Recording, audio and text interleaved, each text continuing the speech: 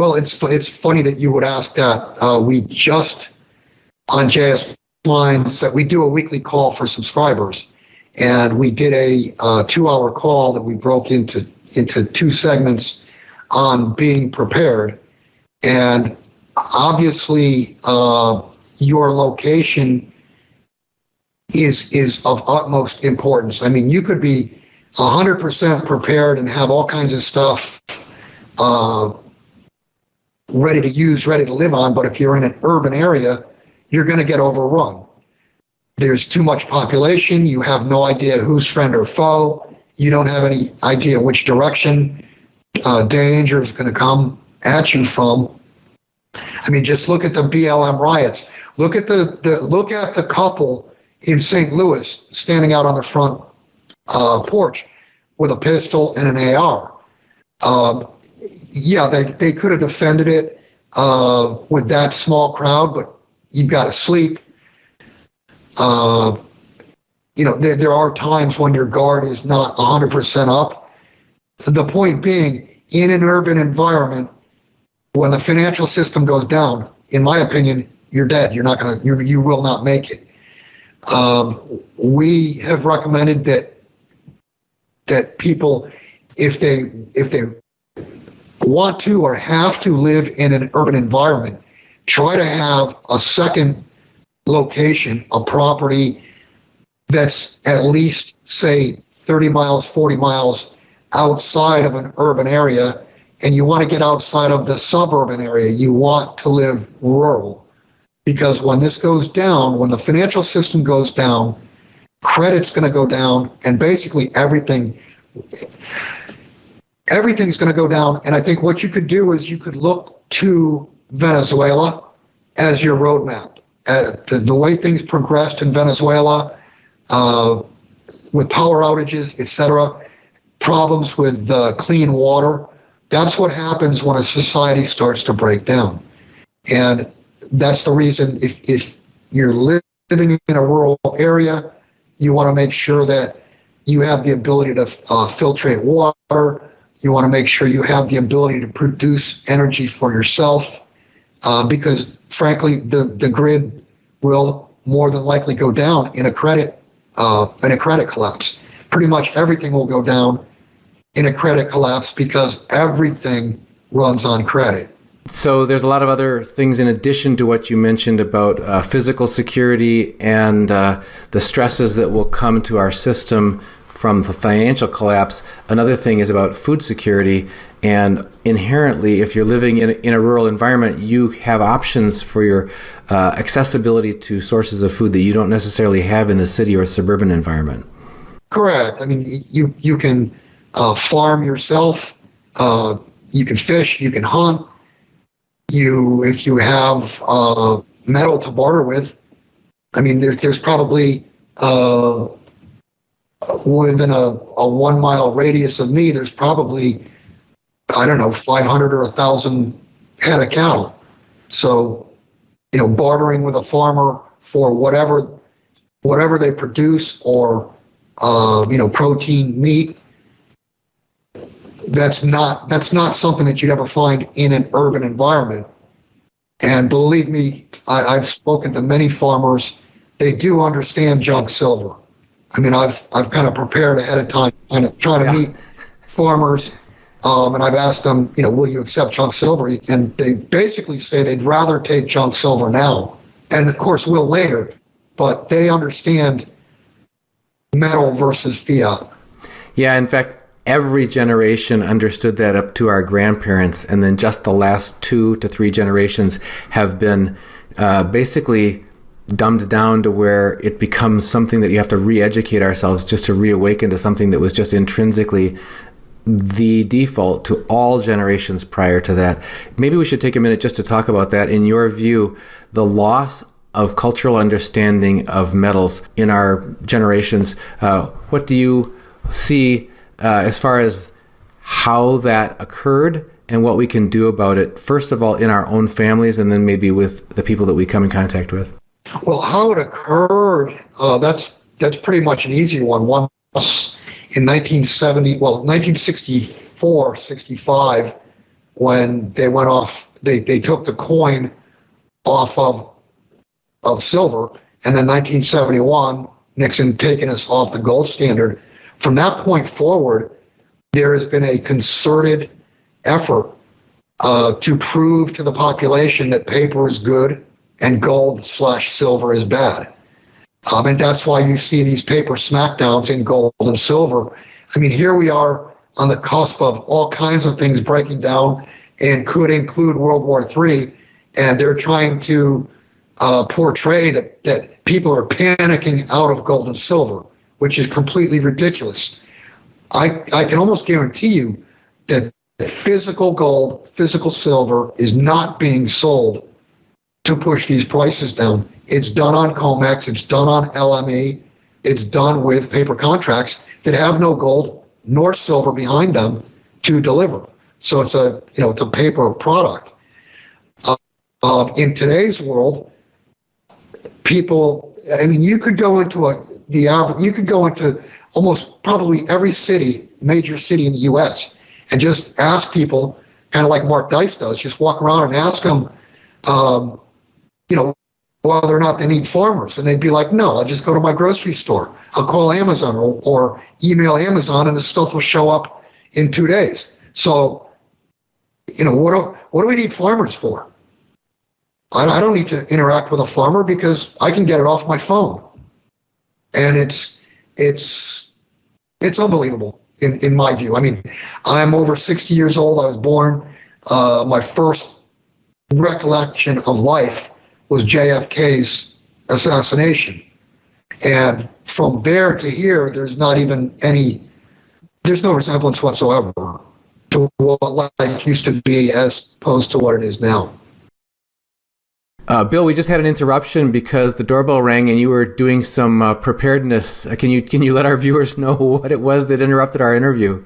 Yeah, I did not expect it to be, or when we set up this interview, I didn't expect this to be today, but we have we had a crew out there that was adding an additional 1,000 gallon storage for propane.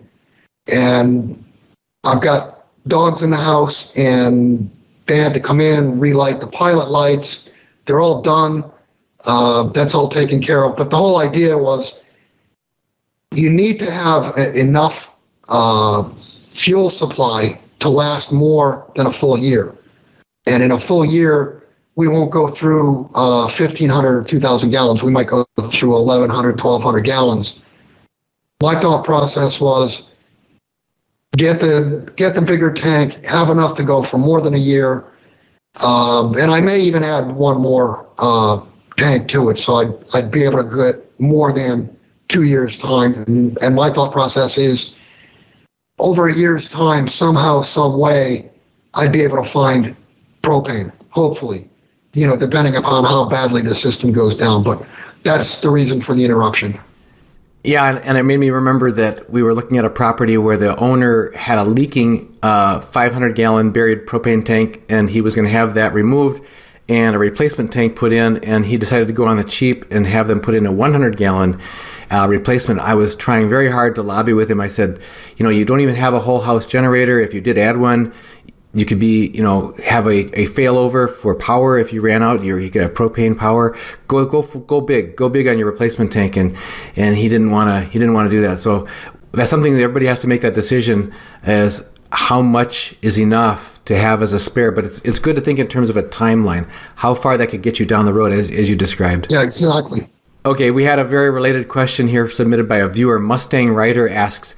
He said, recently I had an epiphany that with the supply chains crippled, I need to buy and store up what I may need for next year for my family. And trying to imagine what I'd need, I bought en masse everything I could think of that I may need for next year. Some examples were air conditioning and heating filters, children's clothing, a freezer, food that we like, as well as anything we use that's manufactured overseas, such as electronics. Unfortunately, I had to go into a bit of debt to accomplish this, anticipating paying for next year's expenditures up front. My question is going into debt during this time a good move to get what we may need now for our future? And as as we spoke about during the cut, in the next year or the following year or a few months from now, having the goods on hand is going to be way more important than having dollars in the bank or not having debt. A couple things that I've done, when we moved into this place a couple years ago, I replaced all the air conditioning units. And then, COVID was in full bloom.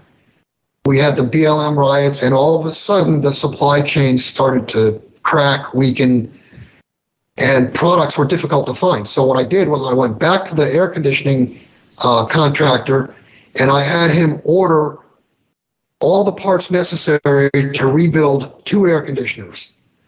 I also went to my well pump guy, and I ordered all the parts necessary. We have 2 separate water wells, and I ordered all the parts necessary to repair completely one of the 2 water wells.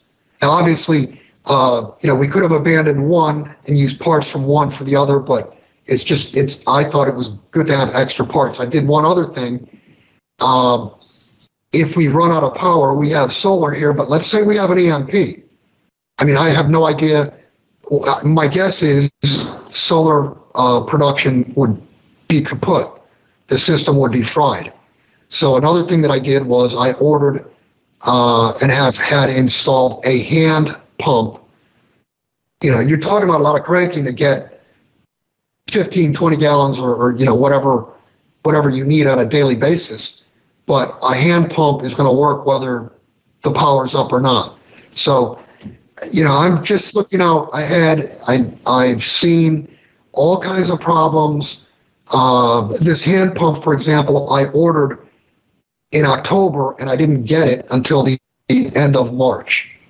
So in a system down scenario, you're not going to get parts, and you might think forward as to what parts of necessities you're going to need.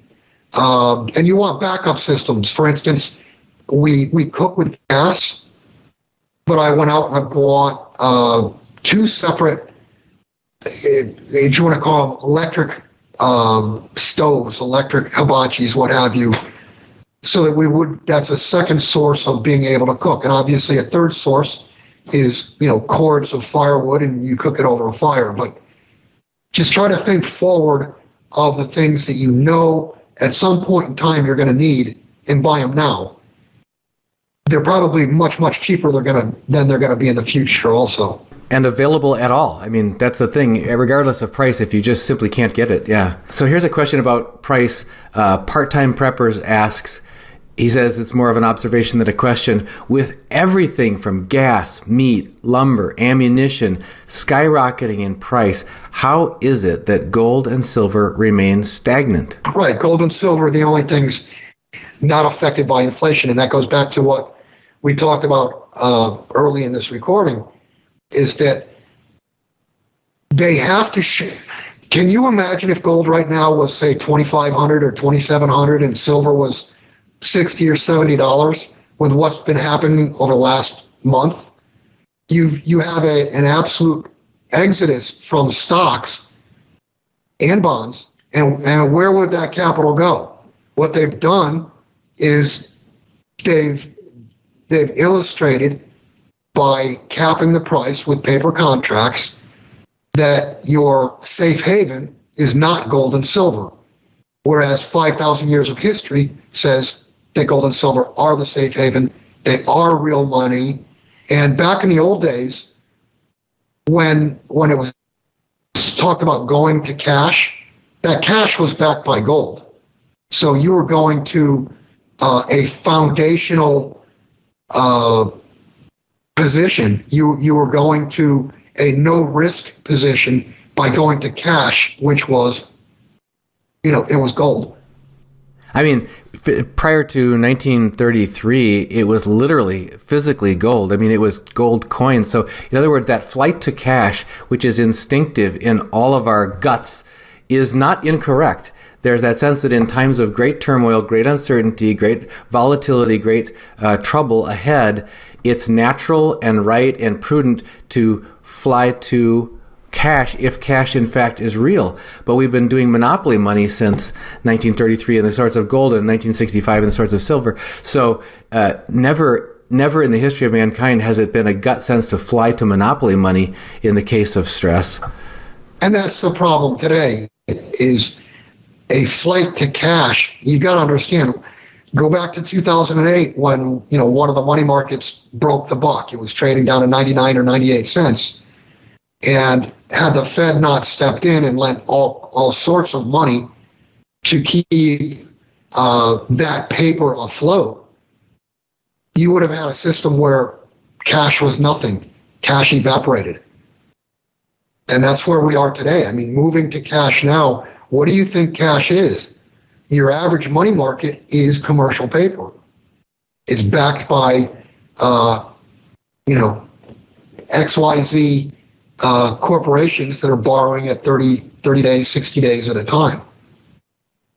So there is some very real risk in parking your funds in cash, because the reality is that cash is worthless.